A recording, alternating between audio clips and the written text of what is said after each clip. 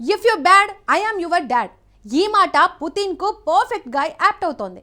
పుతిన్ను ఏమాత్రం under estimate చేసినా, రాంగ్గా డీల్ చేసినా ఆపోజిషన్కు క్రిస్టల్ క్లియర్ పిక్చర్ పక్కా. కాస్త టైం గ్యాపే తప్ప టైమింగ్లో మాత్రం గ్యాప్ ఉండదు. పాకిస్తాన్ ప్రధాని విషయంలోనూ అదే చేశారు. షెహబాజ్ షరీఫ్ చైనాలో వేసిన తలతిక్క వేషాలకు తుర్క్మెనిస్తాన్ ఫోరంలో మర్చిపోలేని, మరోసారి తనతో పెట్టుకునే ధైర్యం కూడా చేయలేని రిటర్న్ గిఫ్ట్ ఇచ్చారు. బెస్ట్ ఫ్రెండ్ భారత్ జోలికొచ్చినా అదే రిపీట్ అవుతుందనే క్లియర్ కట్ మెసేజ్ పంపించారు. సింపుల్గా చెప్పాలంటే అంతర్జాతీయ వేదికపై షరీఫ్దే కాదు, ఎంటైర్ పాకిస్తాన్ ఇజ్జత్ తీసి పడేశారు. ఇంతకీ తుర్క్మెనిస్తాన్ ఫోరంలో అసలేం జరిగింది? షరీఫ్ను 40 నిమిషాల పాటు వెయిట్ చేయించడం ద్వారా పాకిస్తాన్కు పుతిన్ ఇచ్చిన క్లారిటీ ఏంటి?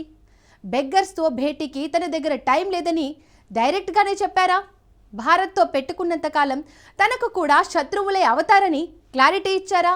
Let's watch.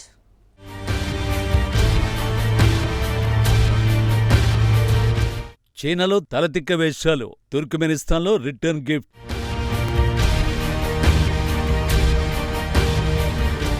షరీఫ్ ఇజ్జత్ తీసేసిన పుతిన్ భారత్ జోలికి రావద్దని క్లారిటీ.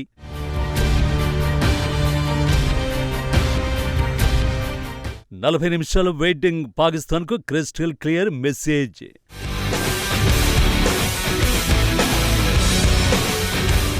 వ్లాదిమిర్ పుతిన్ రష్యా అధ్యక్షుడిగా కంటే దేశం కోసం ప్రాణాలిచ్చే కేజీబీ గూఢచారిగానే ఎక్కువ గుర్తింపు తెచ్చుకున్న లీడర్. 5 ఏళ్లుగా ప్రెసిడెంట్గా కంటిన్యూ అవుతున్న తనలోని ఆ గూఢచారి అలాగే ఉన్నాడని చాలా సందర్భాల్లో ఆయన నిరూపించుకున్నారు. అంతర్జాతీయ వేదికలు, ప్రపంచ నేతలతో సమావేశాలు, విదేశీ పర్యటనలో పుతిన్ నడక, నడవడిక అన్నీ అందరినీ అబ్జర్వ్ చేస్తూనే ఉంటాయి. తనను, తన దేశాన్ని గౌరవించే వారికి పుతిన్ డబుల్ రెస్పెక్ట్ ఇస్తారు. తనను అండర్ ఎస్టిమేట్ చేసినా భరిస్తారేమో, కానీ రష్యాను కించపరచాలని చూస్తే మాత్రం ఆపోజిషన్లో ఎంత పవర్ఫుల్ లీడర్ ఉన్నా రిటర్న్ గిఫ్ట్ ఇచ్చే వరకు ఊరుకోరు. అందుకే పుతిన్తో పెట్టుకోవాలంటే అగ్రరాజ్య అధ్యక్షుడైనా 1కి 100 సార్లు ఆలోచించుకుంటారు. పొరపాటును కూడా కేజీబీ గూఢచారి రాడార్లోకి వెళ్లాలని అనుకోరు. ఇక మరో లీడర్ విషయానికొద్దాం. అతన్ని లీడర్ అంటే ఆ పదం కూడా ఇదెక్కడి కర్మరా దేవుడా అని ఫీల్ అవుతుందేమో. ప్రపంచమంతా బెగ్గర్లకు అధిపతిగా చూసినా అతడు మాత్రం తనను తాను ఓ న్యూక్లియర్ పవర్ కంట్రీకి ప్రధానిని అంటూ చాలా ఎక్కువగా ఊహించుకుంటాడు. ఎవరిని ఎలా డీల్ చేయాలో, ఎవరితో ఎలా నడుచుకోవాలో, కనీసం అంతర్జాతీయ వేదికలపై ఎలా మెలగాలో కూడా తెలియని నాన్ సెన్స్ క్యారెక్టర్. 2 నెలల క్రితం అదే చేశాడు. ఇప్పుడు నవ్వుల పాలవుతున్నాడు.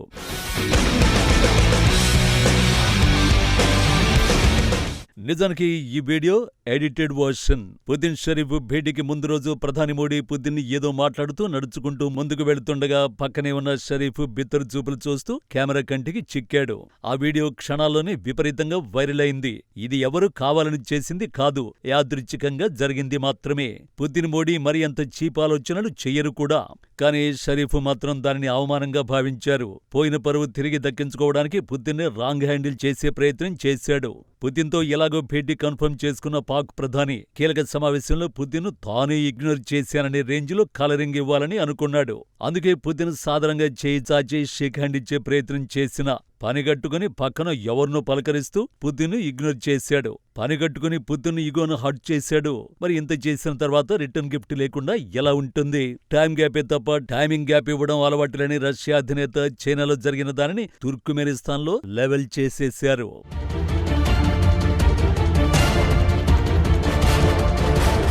తుర్క్మెనిస్తాన్ శాశ్వత తటస్థ విదేశాంగ విధానానికి 30 ఏళ్లు పూర్తయిన సందర్భంగా ఓ కార్యక్రమాన్ని నిర్వహించారు.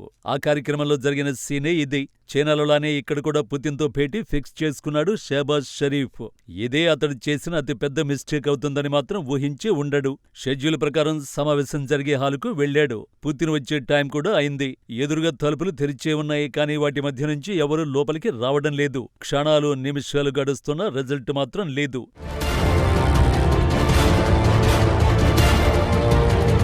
చివరికి పుతిన్తో భేటీ సమయం పూర్తయింది కూడా. కానీ రష్యా అధినేత మాత్రం రాలేదు. ఎవరైనా అయితే ఇంతకంటే ఎక్కువ లాగితే తెగిపోతుందని భావించి సైలెంట్ గా తప్పుకునేవారు. అలా చేస్తే కాస్తైన పరువు మిగిలేది కూడా. కానీ షరీఫ్ అలా కాదు కదా. ప్రపంచానికే బిగ్ బాస్ లా ఊహించుకుంటూ రుసరుసలాడుతూ ఆ గదిలో నుంచి బయటకొచ్చాడు. నేరుగా పుతిన్ మరో సమావేశంలో ఉన్న రూంలోకి దూసుకు వెళ్లాడు.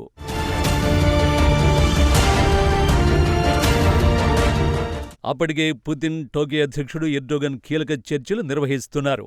ఇంతలో పానకంలో పొడకల షరీఫ్ ఎంటర్ అయ్యాడు. ఒక దేశానికి ప్రధాని అయ్యుండి ఏమాత్రం బ్రెయిన్ వాడకుండా చేసిన ఈ ప్రయత్నం అతడికి మిగిలి ఉన్న కాస్త పరువును మంటగలిపేసింది. ఒక దేశానికి ప్రధాని కాకపోయిండుంటే షరీఫ్ను మెడబట్టి బయటకు గెంటేసి ఉండేవాళ్లే. ఆల్మోస్ట్ అదే జరిగింది కూడా.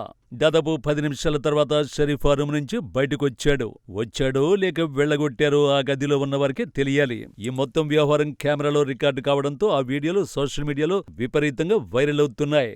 పాకిస్తాన్ ప్రధాని నుంచి ఇంతకంటే ఏం ఆశిస్తామంటూ నెటిజన్లు ట్రోల్ చేస్తున్నారు. ఒక నెటిజన్ అయితే బెగ్గర్స్తో భేటీకి పుతిన్ తన టైం వేస్ట్ చేసుకోవాలనుకోలేదని కామెంట్ చేశాడు. మరొకరు బిచ్చగాళ్లతో ట్రంప్ కూడా ఇలాగే వ్యవహరించారని సెటర్ వేశాడు. నిజానికి షరీఫ్ పరువు చైనాలోనే పోయింది.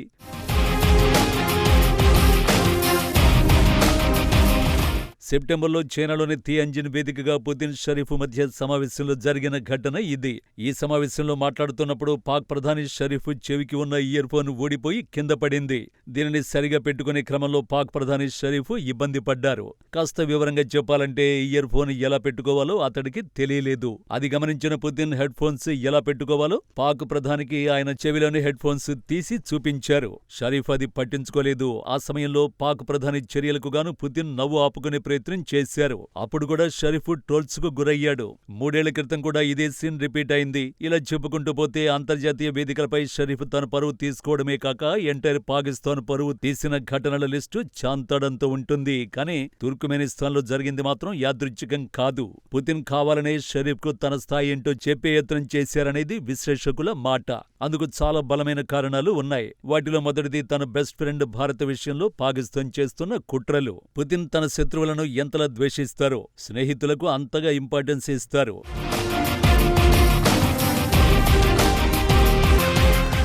తన స్నేహితుడితో పెట్టుకునే ఎవరైనా తనకు శత్రువులే. షహబాజ్ షరీఫ్కు కూడా అదే చెప్పాలనుకుని ఉండొచ్చు. ఉగ్రవాదాన్ని ప్రోత్సహిస్తూ భారత్పై బెదిరింపులకు దిగినంత వరకు తమతో సత్సంబంధాలు సాధ్యం కావని క్లారిటీ ఇచ్చి ఉండొచ్చు. నిజానికి చైనాలో పుతిన్ కలిసినప్పుడే రష్యా, ఇండియా సంబంధాలను పాకిస్తాన్ గౌరవిస్తుందని, తాము కూడా బలమైన సంబంధాలను కోరుకుంటున్నామని పుతిన్కు తెలిపాడు.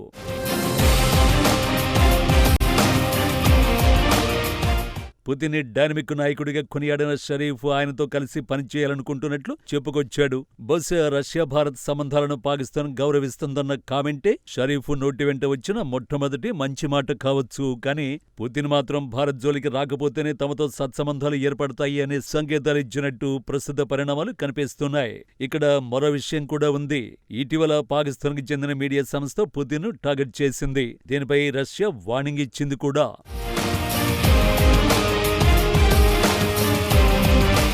పాకిస్తాన్కి చెందిన ది ఫ్రాంటియర్ పోస్ట్ పత్రికపై ఇటీవలే రష్యా ఆగ్రహాన్ని వ్యక్తం చేసింది. మాస్కోకి వ్యతిరేకంగా కథనాలు ప్రచురిస్తోందని పాక్లోని రష్యా రాయబార కార్యాలయం ఎక్స్లో ఓ పోస్టు పెట్టింది.